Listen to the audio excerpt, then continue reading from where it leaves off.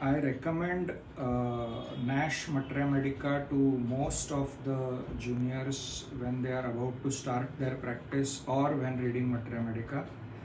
So I would just like to read one nice case. This book is full of small cases of Nash along with Medica.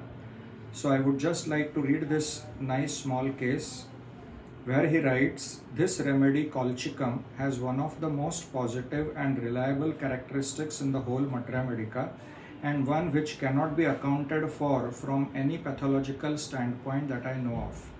I mention this here because there is a seeming desire on the part of some to base all their prescriptions on pathological indications. I have no objections to their doing so if they can and succeed in curing their patients. But I claim full recognition for the value of those subjective, sensational symptoms and modalities which cannot be accounted for. Indeed, I feel quite sure that the well verified subjective symptoms are oftener to be relied upon in curing our patients than all the pathological conditions that we know. Now, for the symptom, the smell of food cooking associates to faintness. To illustrate the value of this symptom, I will give a case of my own practice. This was also my first experience with a potency as high as the 200th. Patient was a lady 75 years of age who was suddenly seized with sickness at the stomach and vomiting of blood in large quantities. Then bloody stools followed, which were at first profuse and then became small and of bloody mucus. There was a great tenesmus and pain in the bowels. Aconite, mercury, nux vomica, ipecac, hamamelis and sulfur all tried as well as I knew how to select them at that time, but no relief came. At the end of 12 days, my patient was rapidly going down and it looked to me as though she must die. She had become so weak that she could not lift her head from the pillow. By actual count, the number of stools passed on cloths in the bed was 65 in 24 hours. The pains, number of passages, and all the symptoms were aggravated from sundown to sunrise. This is another characteristic of Colchicum.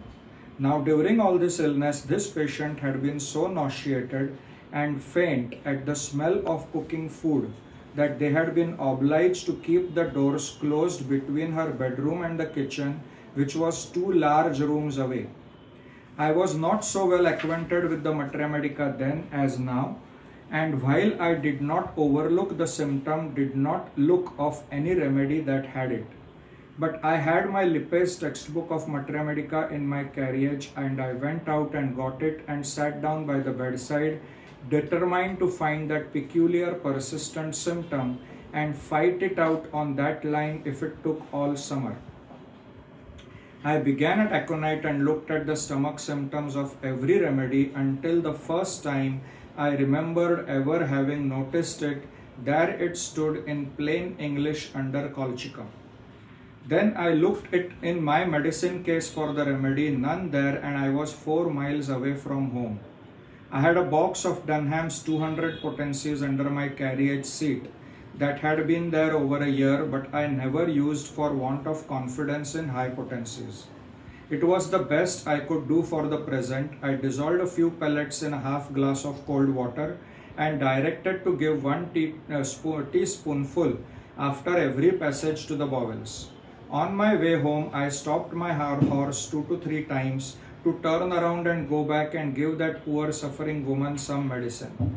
I felt guilty, but I said to myself that this is Lipes Materia Medica and they are Carol Dunham's potencies, and here is a clear-cut indication for its administration, and other symptoms do not counter-indicate. Well, I got home, but I started early the next morning to try and make amends for my rashness if the patient was not dead of yesterday. Imagine my surprise as I stepped into the sick room when the patient slowly turned her head upon the pillow and said with a smile, "Good morning, doctor."